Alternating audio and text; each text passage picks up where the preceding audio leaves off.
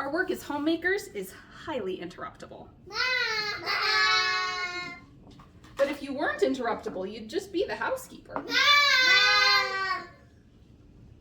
You're the homemaker. You're the glue that brings the family together.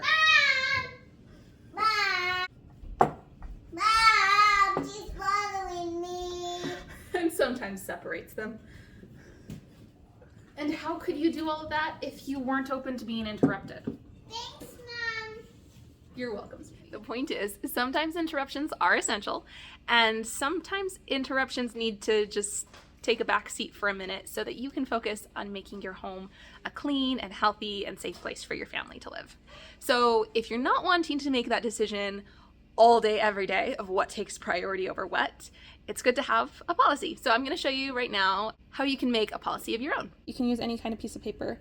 This one is from my my homemaking game. I'll link to that in the description. But we're going to use it to kind of stratify our priorities and make sure that we have a visual of what takes priority over what. These are some basic types of activities that I find myself doing throughout the day for my house. And let's see, the mountain busters, that's anything that I do to keep the house on track and not let my messes like build up into mountains. So those are kind of my daily minimums. My gaps tasks are just anything that goes in these gaps. That's what I'm doing there. And then cleaning up spills, anything urgent if there's a spill. So if I'm prioritizing these all by themselves, cleaning up spills would be kind of top priority. Keeping my house sustainable would be a lower priority. And my gaps tasks would be the lowest. So there are those. Now I have things that I would interrupt my own work for. If I'm tired, if I'm in pain, and if I need to self-regulate for a minute. Out of these, I think self-regulating is probably, well, maybe having really bad pain would be pretty high up on the list. I'm gonna put this one here. Yeah, if I can manage to move up, if I'm capable, I will, but you know, it's got to take priority. If I can't move, I can't move, you know? And then self-regulating, I would put that on the same level.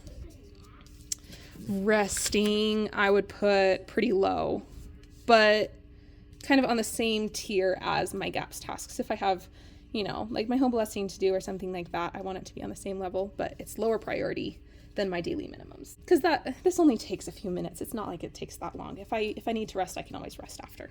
You know, here are some reasons that my kids would be interrupting me. So if they need some first aid help, if they want me to play with them, and if they have a disagreement that they need me to coach them through.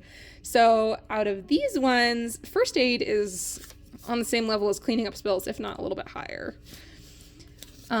Playing with them is, I think, on the same level as resting my body. And breaking up disagreements, they're able to like come and sit down, you know, have them come sit on a kitchen chair while I finish something up, but I don't want to have them waiting for too long. So maybe I could just finish up the step that I'm on and help them with that. And this will go on my fridge. I'll be able to make tweaks as needed if I change my mind about where my priorities are. I'm happy to do that, but it's just nice to have a reference. If I'm in the middle of something, I don't need to, you know, make those decisions every single time. I make enough decisions, you know? I make enough daily decisions. This will just be one that's off my plate and out the fridge. I'm really grateful to be in a stage of life where it's pretty easy for me to say, hey, can you wait on the bar stool while I finish doing dishes? Or even sit on the bar stool and we can talk about it while I do dishes. Or a simple redirection to another interest or toy that they can work on while I'm finishing up what I'm working on.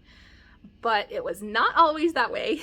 And if you're in that stage of life where you have a toddler that's always wanting to be with you, a baby that's always wanting to be held, I have some more specific advice for you. You can learn from my mistakes. I made a lot of mistakes. I have a few successes. Maybe you can learn from those too. I don't want to make this video too much longer though, so I'm going to divide that out into another video if that's okay. And I'll put that somewhere.